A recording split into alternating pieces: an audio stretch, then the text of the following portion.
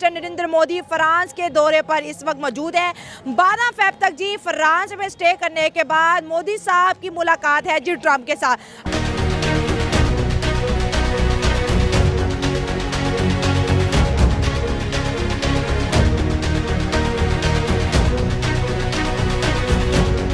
दौरे की बात करें निहायत ही इंपॉर्टेंट है दोस्तों, वो क्यों मैं आपको बताती चलूं कि यहाँ पर हो रही है जी फ्रांस के अंदर AI action summit. Artificial intelligence पे दुनिया की जितनी भी डेवलप कंट्रीज हैं इसके ऊपर तेजी से काम कर रही हैं और फ्रांस इंडिया को इस वजह से इन्वाइट कर रहा है क्योंकि फ्रांस को लगता है कि इंडिया जो है पॉलिसी मेकर है और मोदी साहब के साथ मिलकर ऐसी पॉलिसीज बनाई जाएगी जिससे इंडिया को भी फायदा पहुंचेगा। ये बड़ी अच्छी बात कही आप।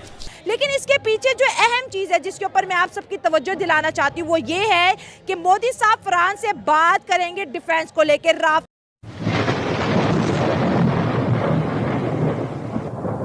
नमस्कार दोस्तों, क्या हाल है? होप करता हूँ कि आप ठीक होंगे और स्वागत करता हूँ आपका भारत फर्स्ट में।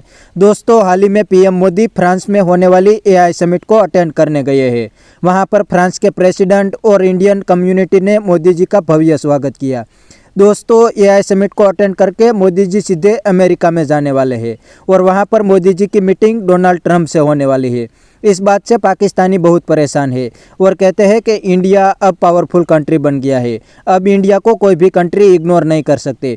इसीलिए तो दुनिया में कोई भी समिट हो पहले मोदी जी को इनवाइट किया जाता है। तो दोस्तों, वीडियो में आगे देखते हैं पाकिस्तानी पब्लिक मोदी जी की फ्रांस विजिट पे क्या कहते हैं। अगर आप नहीं हैं तो पहले चैनल को सब्सक्राइब कर लीजिए और वीडियो को अंत तक देखें। इंडिया और फ्रांस की जो स्ट्रेटेजिक पार्टनरशिप है उसको तो आप देख रहे हैं, और जो इंडिया की स्ट्रेटेजिक पार्टनरशिप जो उनकी जो मेन चीज़ उनकी फ्री फॉरेन पॉलिसी है, ठीक हो गया, जो पाकिस्तान में नहीं है। अच्छा, जितनी उनकी फ्री फॉरेन पॉलिसी रही है उतनी उन्होंने अच्छी अच्छी पॉलिसीज बनाई हैं और उतना ही आप देखें आप उनको वो इस टाइम इंडिया 5th नंबर पे इकोनॉमी में उसका नाम है वो। अच्छा, इंडिया का ठीक हो गया, ठीक है। इतना इकोनॉमिक लेवल के ऊपर वो है ही है इंडिया इस टाइम पाकिस्तान से। पाकिस्तान IMF से लोन ले रहा है, मतलब डिजिटलाइजेशन की तरफ जो अब कंट्री जा रही है वो इंडिया ही जा रही है। अब इंडिया एक कौम की तरह बन चुका है, उसने एक कौम बना दी है ना इंडिया को, हिंदुता। यहाँ पे अभी हम पंजाबी वो जो है ना सिंधी उसी में बटे हुए हैं, ठीक है। मतलब है कि हमारा अभी जो वज़ीर आज़म साहब हैं वो अब गए हुए हैं, दुबई गए हुए हैं। उन्होंने कोई सुमित फाइनेंस मिनिस्टर की कोई इस तरह की हुई है जिसमें गवर्नमेंट समिट दुबई में आ जाएंगे। तो ये हम कभी कम्पीट नहीं कर सकते। हम अभी तक यहाँ पे है कि फाइनेंस को कैसे इकट्ठा किया जाए और जिसमें आपके रिसोर्सेज ही नहीं है आपके पास एक इंटरनेट ही कंट्रोल नहीं हो सका। आप खुद एक प्राइम मिनिस्टर हो के आप जो है ना VPN के साथ ट्विटर चला रहे हैं, तो आप मतलब अपने वहाँ पे तो इस तरह IT में वो कहाँ तक पहुँच चुके हैं।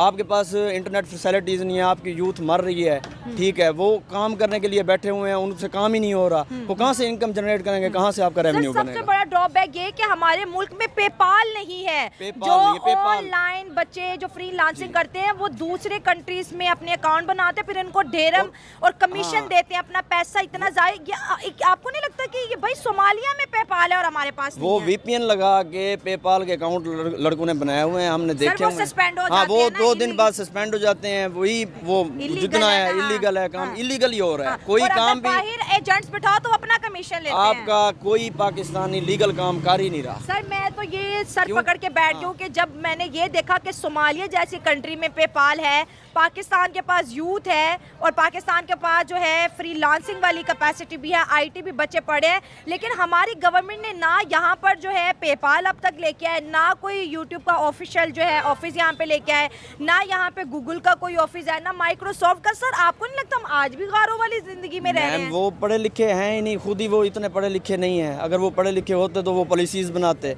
पॉलिसीज बना रहे हैं सेक्रेटरी लेवल पे बैठ के, ब्यूरोक्रेट बना रहे हैं। तो वो मतलब है ना उनको काम करना खुद को आता ही नहीं है, जो वो जाके पॉलिसी बनाए और अपना काम करें। उनका काम करने वाला बंदा ही नहीं है इधर कोई, मतलब है ना जो भी अच्छी बात करता है, हाँ जो भी काम की बात करने लगता है उसको उठा के ले जाते हैं। मैं यही देख रहा हूँ ये मोदी जो आप जब इसकी गवर्नमेंट आई थी इधर अपनी उसने गवर्नमेंट संभाली, उसने काफ़ी डेवलपमेंट की अपने कंट्री में। अब वो अब कह रहे हैं कि जो डिफेंस उसकी है वो इंक्रीज़ कर रहा है अपने डिफेंस सिक्योरिटी को। और इंडिया के यही जो मेन जो चीज़ है ना, इंडिया यही चाहता है लेटेस्ट जो उसके पास टेक्नोलॉजी आए और वो डिफेंस के लिए यूटिलाइज़ करे। और अगर वो डिफेंस में ज़्यादा यूटिलाइज़ करेगा तो इसमें पूरे कंट्री का बेनिफिट होगा। कंट्री उस मेन उनका यही पर्पज़ है कि अपने मुल्क में जो डिफेंस है उसको इंक्रीज करना। बिल्कुल। और अगर ट्रम्प की बात करें तो उन्होंने भी मोदी साहब को जब कॉल की थी यही कहा था कि इंडिया को अपने सिक्योरिटी पे कॉम्प्रोमाइज़ नहीं करना चाहिए और जल्द से जल्द अमेरिका से जो है एयरक्राफ्ट खरीदने चाहिए। अगर दोस्तों यहाँ पे हम पाकिस्तान में खड़े हैं, पाकिस्तान के डिफेंस को इस वक्त डिस्कस करना बहुत ज़्यादा ज़रूरी है। एक तरफ हम रशिया से डिफेंस खरीद रहे हैं, अमेरिका से खरीद रहे हैं, चाइना से खरीद रहे हैं, मेड इन पाकिस्तान भी है। पूरी दुनिया में अगर देखा, जैसे इंडिया ऑलरेडी बहुत कुछ बना रहा है, खरीद भी रहा है, बहुत से कॉन्ट्रैक्ट इंडिया के भी पेंडिंग है, बहुत से कॉन्ट्रैक्ट जो है बड़े सक्सेसफुल हो गए हैं। डिफेंस बजट पूरी दुनिया का बड़ा तेजी से इंक्रीज कर रहा है और हमारे लिए बड़ी ऑनर की बात होगी कि IMF का लोन भी हम ले रहे हैं, लेकिन उसके बावजूद भी हम अपने डिफेंस सेक्टर को मजबूती से होल्ड किए हुए हैं। बिल्कुल ऐसे ही है। डिफेंस जो मेन चीज़ होती है ना कंट्री की, वो डिफेंस ही होता है। हाँ। अगर डिफेंस उसका अच्छा है तो वो कंट्री सेफ है। हाँ। अगर डिफेंस उसका वीक है तो वो कंट्री सेफ नहीं है। क्योंकि आपने देखा लास्ट हमने जो हमारी काफ़ी वार हुई है इंडिया के साथ, तो उसमें मेन चीज़ जो हमने इस्तेमाल किया है वो डिफेंस है। डिफेंस की जो लेटेस्ट टेक्नोलॉजी है और जो हम अपने यूटिलाइज करते हैं अपने कंट्री पर, वो फ्यूचर में हमें ज़्यादा बेनिफिट मिलता और है। आप तो डिफेंस के वेपन्स में भी AI टेक्नोलॉजी यूज़ हो रही है, जिसपे इंडिया, फ्रांस जैसे, रशिया, चाइना जैसी कंट्रीज काम कर रही है। सर, हमारे मुल्क में AI पे इतना काम नहीं किया जा रहा और गवर्नमेंट की तरफ से इसको इतनी वैल्यू क्यों नहीं मिल रही? वो इसलिए नहीं, मेरे ने काफ़ी हमारे जो कंट्री में क्राइसिस चल रहे हैं। हाँ। और गवर्नमेंट को इस पर मतलब कि सोचना चाहिए और इस पर काम करना चाहिए। हाँ। अगर हमारा हमसाया कंट्री कर सकता है तो हम क्यों नहीं कर सकते? हमारे पास सोर्स हैं, हम सोर्स को यूटिलाइज करेंगे तो हमें इसके बेनिफिट बनेंगे। हर कंट्री जो है वो मॉडर्नाइजेशन की तरफ चल रही है। हाँ, और इंडिया में हम वो कॉम्पिटेंस देखते हैं ठीक है कि वो एक बड़े इकानमी रखता है, साथ ही अगर उन्हें शामिल किया तो हम उसके लिए वेल्युएशन करते हैं। ठीक हो अच्छी गया। बात है। इंडिया और फ्रांस की स्ट्रेटेजिक पार्टनरशिप को कैसे देखते हैं? दुनिया में आजकल जो लोग हैं वो नेशनल इंटरेस्ट को देख के सामने जाते हैं। ठीक है। तो दोस्तों ये था पाकिस्तानी पब्लिक का रिएक्शन। और आपने वीडियो में देखा ने पाकिस्तानी ने तो साफ बता दिया कि इंडिया की फॉरेन पॉलिसी इंडिपेंडेंट है, इसीलिए तो इंडिया रशिया और अमेरिका दोनों के साथ डील कर सकते हैं। और एक बात पाकिस्तानी ने बिल्कुल सही बताई, इंडिया की इकोनॉमी अब दुनिया की 5th लार्जेस्ट इकोनॉमी बन गई है, इसीलिए इंडिया अपनी फॉरेन पॉलिसी इंडिपेंडेंट रख सकते हैं। दूसरी साइड पाकिस्तान की इकोनॉमी तो लोन और एड पे चलती है, तो ऐसी कंडीशन में पाकिस्तान अपनी फॉरेन पॉलिसी इंडिपेंडेंट नहीं रख सकते।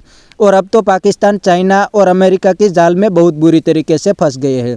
फिर भी पाकिस्तान को अमेरिका की बात माननी पड़ती है, क्योंकि पूरा पाकिस्तान IMF के लोन पे चलता है और आप तो जानते ही होंगे कि IMF पे पूरा कंट्रोल अमेरिका के है, इसीलिए पाकिस्तान को अमेरिका की बात माननी पड़ती है। तो बस दोस्तों आज के वीडियो में इतना ही। ये था पाकिस्तानी पब्लिक का रिएक्शन। अगर आपको ये वीडियो पसंद आया है तो वीडियो को लाइक शेयर कर दीजिए और चैनल को सब्सक्राइब करना मत भूलिए। Thank you. मिलते हैं नेक्स्ट वीडियो में।